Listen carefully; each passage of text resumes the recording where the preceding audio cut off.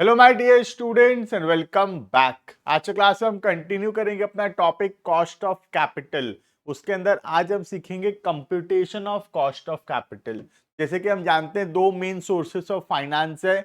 एक हो गया हम बाहर से पैसा ला रहे हैं, डेट इज डिवेंचर इशू करके या बैंक से लोन लेकर, और दूसरा हो गया हम शेयर्स इशू करके पैसा ला रहे हैं, दैट इज इधर इक्विटी शेयर्स और प्रेफरेंस शेयर्स, राइट। तो हम सीखेंगे कि कैसे कैलकुलेट होगा कॉस्ट ऑफ कैपिटल। अब उसमें दो टॉपिक है, एक है इंडिविजुअल कॉस्ट ऑफ कैपिटल, हम सीखेंगे जैसे कि डेट का या फिर प्रेफरेंस शेयर्स का, इक्विटी शेयर्स का, रिटेन अर्निंग्स का, एक एक करके इंडिविजुअल टॉपिक्स हम पढ़ेंगे। उसके बाद हम पढ़ेंगे overall weighted average cost of capital, मतलब ये चारों को मिलाकर what is the total cost of capital. Clear है? तो पहले पढ़ेंगे individual, that is debt, preference shares, equity shares and retained earnings, और उसके बाद पढ़ेंगे overall cost of capital. Clear है? उसके अंदर आज हम पहले स्टार्ट कर रहे हैं डेट के बारे में। ठीक है, देखना, तो हम स्टार्ट कर रहे हैं कॉस्ट ऑफ डेट। अब डेट दो प्रकार का होता है, एक हो गया परपेचुअल या इरिडीमेबल डेट, और दूसरा होता है रिडीमेबल डेट। इरिडीमेबल का मतलब होता है आज हम पैसा लिए और इस पैसे को हम वापस नहीं करेंगे during the life time of the company. कब पैसा वापस होगा? जब कंपनी बंद हो रहा होगा उस दिन पैसा वापस होगा, वाइंडिंग अप में। इसको बोलते हैं परपेचुअल या इरिडीमेबल डेट। क्लियर है? तो आज हम डिबेंचर्स इशू किए और डिबेंचर्स का पैसा हम जब कंपनी बंद होगा उस दिन पैसा वापस करेंगे। क्लियर है? अभी हम सिर्फ क्या करेंगे, हर साल इंटरेस्ट देते रहेंगे लेकिन पैसा वापस नहीं करेंगे। पैसा कब वापस करेंगे? In the time of winding up, right. और रिडीमेबल क्या होता है? रिडीमेबल होता है एक फिक्स टाइम पीरियड के बाद अगर हम पैसा वापस करने वाले हैं, that is called as redeemable debt. Clear है? तो दो हो गया डेट के अंदर भी, डेट हो गया बाहर वालों से पैसा ला रहे हैं और उसको इंटरेस्ट देंगे उनको, राइट। तो दो प्रकार का डेट हो गया, एक हो गया परपेचुअल या इरिडीमेबल डेट और दूसरा हो गया रिडीमेबल डेट। क्लियर? आज के क्लास में हम स्टार्ट करेंगे इरिडीमेबल या परपेचुअल डेट के बारे में। क्लियर है? तो today we are reading perpetual या इरिडीमेबल डेट। क्लियर है? इसका मतलब क्या है, हम डिबेंचर इशू किए, पब्लिक से पैसा लिए और हर साल इंटरेस्ट पेमेंट करेंगे। क्लियर है? पैसा कब वापस करेंगे? पैसा हम वापस करेंगे at the time of winding up. Clear है? तो हम निकाल रहे हैं what is the cost of the debt, कितना रुपया पड़ा हमको, कितना परसेंट कॉस्ट आया परपेचुअल डिबेंचर इशू करने के वजह से। क्लियर है? तो इनको क्या देना पड़ेगा? इनको हमको हर साल इंटरेस्ट देना पड़ेगा, क्योंकि डिबेंचर एक प्रकार का लोन है जो कंपनी लिया है अपने डिबेंचर होल्डर से, और हर साल हमको इंटरेस्ट पेमेंट करना पड़ेगा। ठीक है? इंटरेस्ट हमेशा याद रखना फेस वैल्यू पे होता है। ठीक है? फेस वैल्यू मतलब पार। जैसे 100 का डिबेंचर है, सोच लो, अब चाहे वो डिबेंचर डिस्काउंट में इशू हुआ हो, मतलब 100 का डिबेंचर 95 में इशू हुआ है, या चाहे प्रीमियम में इशू हुआ है, 100 का डिबेंचर 110 में इशू हुआ है, इंटरेस्ट हमेशा 100 पे ही हम देंगे। क्लियर है? तो 100 रुपए पे हम इंटरेस्ट देंगे, वो भी एक फिक्स परसेंट होता है, जनरली 8% या 10% होता है, उतना परसेंट इंटरेस्ट हम हर साल देते रहेंगे डिबेंचर होल्डर्स को। क्लियर है? देखना, for example a company issue 1,10% debentures at par, the before tax cost of this debt will be 10%। 10% का खर्चा पड़ेगा हमको, तो कितना इंटरेस्ट देना है? 10% इंटरेस्ट देना है, राइट। लेकिन इंटरेस्ट देने के वजह से अगर हम इंटरेस्ट देंगे अपने डिबेंचर होल्डर्स को, उससे नेट प्रॉफिट कम होगा, है ना। नेट प्रॉफिट कम हो, इंटरेस्ट क्या एक्सपेंस है, और इंटरेस्ट एक्सपेंस होगा तो नेट प्रॉफिट उससे रिड्यूस होगा। और अगर नेट प्रॉफिट रिड्यूस होगा तो उससे क्या होगा, हमारा इनकम टैक्स जो है वो कम पे होगा, राइट। क्योंकि देखो, अगर मैं 1 लाख का इनकम कमाऊंगा तो 1 लाख के ऊपर 30%, मुझे 30,000 देना पड़ेगा इनकम टैक्स। लेकिन अगर सोच लो मैं 90,000 कमाता हूं तो मुझे 90,000 का 30% 27,000 देना पड़ेगा, तो 3,000 बचेगा। क्यों बचेगा 3,000? क्योंकि मेरा इनकम कम हुआ है, राइट। तो इंटरेस्ट की वजह से नेट प्रॉफिट कम हो जाता है, और क्योंकि नेट प्रॉफिट कम हो जाता है इसीलिए टैक्स का बचत होता है, उसमें टैक्स सेविंग्स होता है, राइट। तो क्या फॉर्मूला होगा निकालने का? आई बाय पी। आई क्या है यहाँ पे? इंटरेस्ट रेट, कितना इंटरेस्ट देना है, और पी क्या है? Principal amount. मतलब इस एग्जांपल में आई है 10% और प्रिंसिपल अमाउंट है 100। 100 रुपए का डिवेंचर था एट पार, मतलब 100 का डिवेंचर है, 100 में इश्यू किए हैं, क्लियर है। लेकिन ये क्या है? Before tax cost of debt, tax से पहले। लेकिन अगर हम टैक्स को भी कंसिडर करें, अगर हम टैक्स को भी कंसिडर करें तो सबसे जो इंपॉर्टेंट फॉर्मूला होगा debt will be I multiplied by 1 minus T. 1 minus T इसमें मल्टीप्लाई होगा। आई क्या है यहाँ पे? I is the interest multiplied by 1 minus T. T क्या है यहाँ पे? Tax rate. T is the tax rate divided by NP. NP क्या होता है? Net proceeds. नेट प्रोसीड्स मतलब डिबेंचर इशू करके कितना रुपया मिला। अब अगर पार में इशू किए तो 100 का डिबेंचर 100 में इशू किए तो नेट प्रोसीड 100 होगा।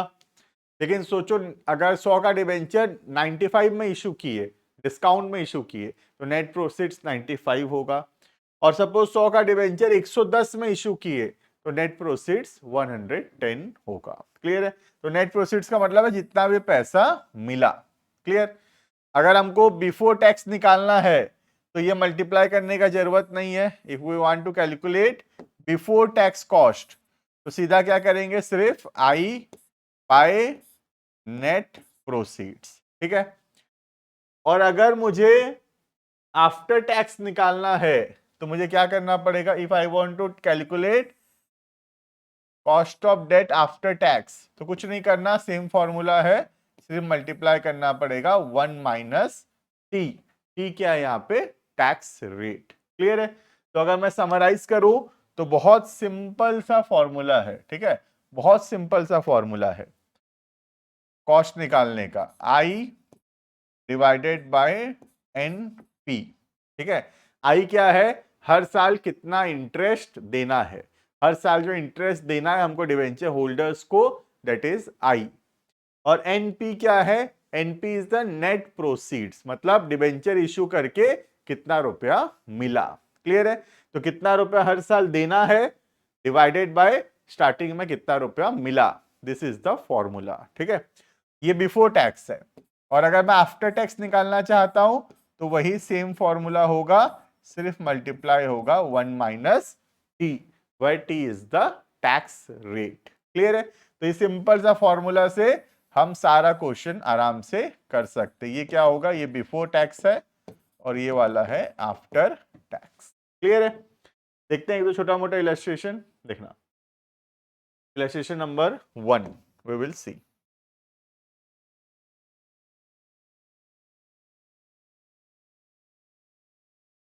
देखना, A Limited issue 1,10% perpetual debenture of 100 each.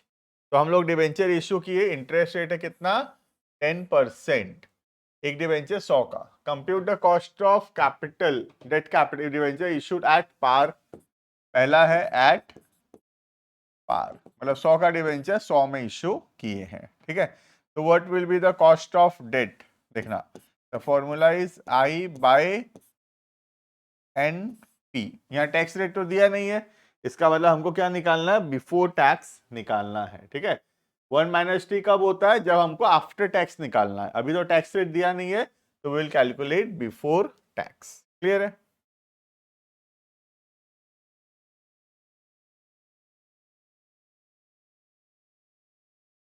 Before, after होगा तो के डी ए हो जाएगा आफ्टर टैक्स, ये बिफोर टैक्स है, ठीक है। तो पहला एट पार, तो 10% इंटरेस्ट देना पड़ेगा। तो 10%, 100 रुपए पे 10% कितना रुपया होगा? 10 रुपए डिवाइडेड बाय एक डिवेंचर कितने का है? 100 रुपए का, क्लियर। तो what is the cost? It is 10%, clear है। 10% is the cost. Second, at premium,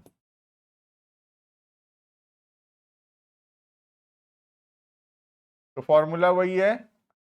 अब इंटरेस्ट कितना देना है, इंटरेस्ट में बोला हमेशा फेस वैल्यू पे देना है, ठीक है।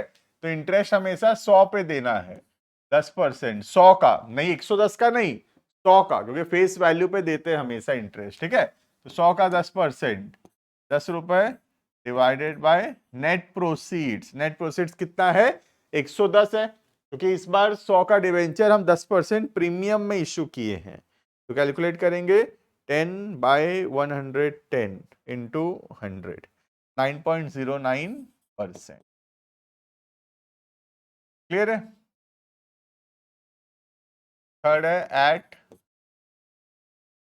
डिस्काउंट, 5% का डिस्काउंट। तो आई तो वही रहेगा, इंटरेस्ट हमेशा इंटरेस्ट 100 पे होगा, 100 का 10%, 10 रुपया, और नेट प्रोसीड्स होगा 95, क्योंकि 5 रुपया डिस्काउंट में इशू किए हैं। Formula 10/95 into 100, 10.53%, 10.53%। क्लियर है ये। तो ये हो गया हमारा how to calculate cost of irredeemable debt, ठीक है। देखना नेक्स्ट एक और एग्जांपल देखते हैं। A company is willing to issue 2008% debentures of 100 each and for which the company will have to incur the following expenses. Underwriting commission 2%, brokerage 1%, printing 2000 रुपए। हमको निकालना है कॉस्ट ऑफ डेट, ठीक है। पहले इंटरेस्ट निकाल लेते हैं। देखो 2000 डिबेंचर इशू करेंगे, एक डिबेंचर 100 रुपए का है, तो 2000 इंटू 100, 2 लाख रुपए आएगा, 2 लाख रुपए आएगा, और 2 लाख पे 8% इंटरेस्ट देना पड़ेगा। तो सालाना इंटरेस्ट कितना होगा, 16,000, 16,000। क्लियर है। अब कितना पैसा आएगा, नेट प्रोसीड्स 2 लाख रुपया आएगा डिवेंचर इशू करके, माइनस खर्चा क्या क्या होगा देखना।